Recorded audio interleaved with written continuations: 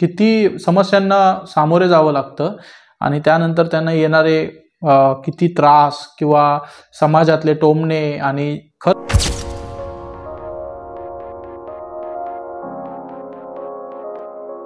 नमस्कार मित्रांनो, मी यूट्यूबर सिद्धेश शिंदे तुमचा आपला मराठी बॉय रिएक्शन चॅनलमध्ये मी सहर्ष स्वागत करत आहे। मित्रांनो, आज आपण एका मराठी चित्रपटाच्या ट्रेलरचा रिव्ह्यू करणार आहोत। त्या चित्रपटाचं नाव आहे मंगला। आता हा नेमका काय विषय काय नाही ते पाहूया आपण। स्टारिंग शिवाली परब आणि अलका कुबल आणि शशांक शेंडे। अगोदर आपण ट्रेलर पाहूया आणि त्यानंतर त्याबद्दल चर्चा करूया। जर चॅनलवरती नवीन असाल तर प्लीज चॅनलला सबस्क्राइब करायला विसरू नका आणि बेल आयकॉन दाबायला विसरू नका, जेणेकरून व्हिडिओचे आणि चॅनलचे पुढील अपडेट्स तुम्हाला लवकरात लवकर भेटतील। चला मित्रांनो, व्हिडिओ सुरू करूया। जर्मन तत्वज्ञ फेडरिक निएत्जेने एक वादग्रस्त स्टेटमेंट केलं, गॉड इज डेड, देव मेलाय। माझ्या जन्माच्या वेळीच माझं मरण माझ्या नशिबात लिहिलंय की काय असं सगळ्यांना वाटत होतं, पण कोणाला हे माहित नव्हतं माझं नशीब म्हणजेच एक मरण होतं।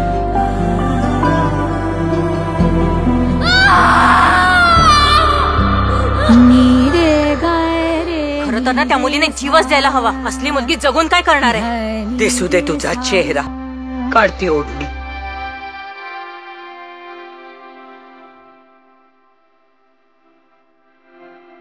माझं काय चुकलं होतं का ग?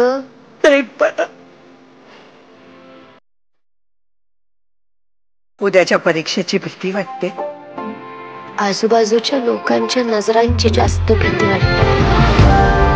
आपण जेव्हा सगळ्यांमध्ये वेगळे दिसतो तेव्हा लोकांचं लक्ष आपल्याकडे जातं।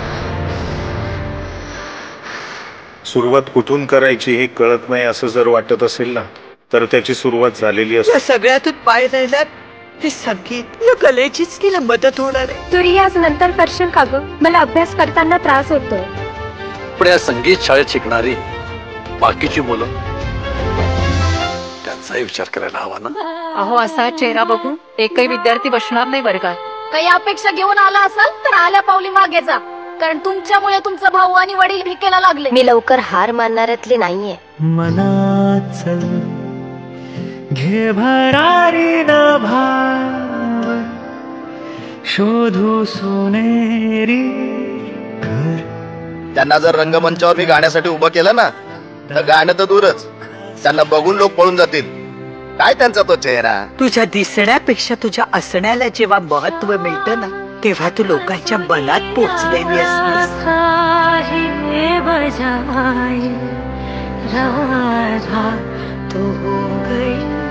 फेडरिक निएत्जेचं म्हणणं कधी कधी पटून जातं, गॉड इज डेड, देव मेलाय आणि त्याला आम्ही माणसांनीच मारलंय।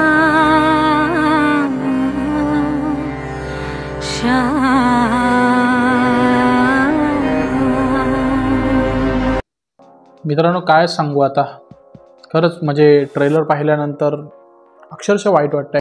ॲक्च्युली मित्रांनो, ही एक रिअल स्टोरी आहे आणि देशातला पहिला असा ॲसिड अटॅक ह्या ताईंवरती झालेला होता। त्या ताईंचं नाव आहे मंगला आणि ही रिअल स्टोरी आहे मित्रांनो। ही शिवाली परबनी खरंच जो कॅरेक्टर प्ले केला आहे ना, खरंच कौतुकास्पद कॅरेक्टर केलं आहे त्यांनी, कारण जे ट्रान्सफॉर्मेशन केलं आहे आणि जी ॲक्टिंग, खरंच म्हणजे शिवाली परब ग्रेट आहे। जशी कॉमेडी करू शकते तशी एक सिरियस रोलमध्ये आपल्याला आता यंदा दिसते या चित्रपटामध्ये।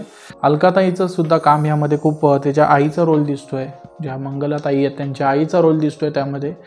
आणि त्यांचं खूप खडतर आयुष्य होतं। ॲसिड अटॅक झाल्यानंतर एका मुलीचं आयुष्य हे कसं चेंज होतं रातोरात आणि त्यानंतर त्यांना किती समस्यांना सामोरे जावं लागतं आणि त्यानंतर त्यांना येणारे किती त्रास किंवा समाजातले टोमणे आणि खरंच म्हणजे स्वतःमध्ये एकदम कला असून पण आपल्याला ते मंच भेटत नाही आहे, तो स्थान भेटत नाही आहे समाजामध्ये।